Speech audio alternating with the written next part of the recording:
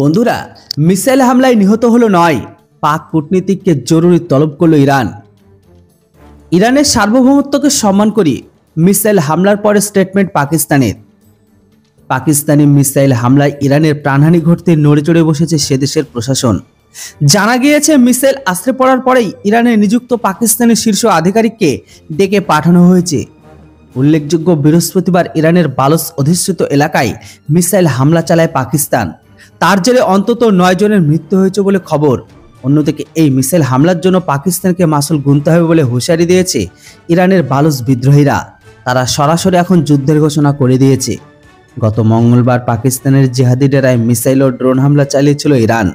পাকিস্তানের সবথেকে বড় প্রদেশ বালুচিস্তানের জিহাদ সংগঠন জস আল আদলের ঘাঁটিতে গুড়িয়ে দিয়ে ইরানের এলিট রেভলিউশনারি গার্ড। এরপরে বুধবার বালুচিস্তান লিবারেশন ফ্রন্ট ও বালুচিস্তান লিবারেশন আর্মির ছাউনিতে আছড়ে পড়ে পাক ফৌজের মিসাইল। এই হামলার জেরে প্রাণ হারায় ৯ জন। সেই তালিকায় রয়েছে ৪ শিশু ও ৩ মহিলা। যদিও তাদের কারোরই কাছে ইরানের নাগরিকত্ব নেই বলে সূত্র মারফতে জানা গিয়েছে। তবে ওই হামলার পরে স্টেটমেন্ট জারি করে ভয়ে পাক বিদেশমন্ত্রীর তরফ থেকে তারা বলেছে, সেখানে সাফ বলা হয় যে ইরানের সার্বভৌমত্বকে সর্বোচ্চভাবে সম্মান করে পাকিস্তান। তাই সন্ত্রাসবাদ দমনের লক্ষ্যে একজোট হয়ে কাজ করতে পারে দুই দেশ। এই ঘটনার পর ইরানে নিযুক্ত পাকিস্তানি কূটনীতিককে ডেকে পাঠায় ইব্রাহিম রাইসির প্রশাসন। যদিও ডেকে পাঠিয়ে কি নির্দেশ দেওয়া হয়েছে সেই নিয়ে কোনো তথ্য তো পাওয়া যায়নি। তবে বুধবার পাকিস্তান থেকে বহিষ্কার করা হয় ইরানের রাষ্ট্রদূতকে।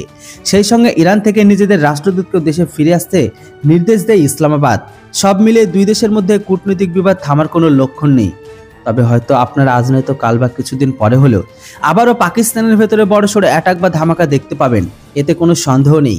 তাই তখন পাকিস্তানের তরফ থেকে ভয়েস স্টেটমেন্ট দিচ্ছে যে আমরা ইরানের জঙ্গি সংগঠনের উপর আক্রমণ করেছি আর আমরা ইরানের সার্বভৌমত্বকে সম্মান করি।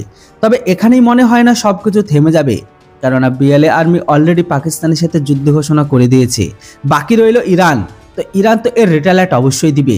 তো বন্ধুরা, আপনাদের কি মনে হয় পাকিস্তানকে আবার সব দিক থেকে সামলাতে পারবে? এই বিষয়ে অবশ্যই আপনাদের মতামত কমেন্ট বক্সে লিখে জানাবেন। Thanks for watching. জয় হিন্দ, বন্দে মাতরম।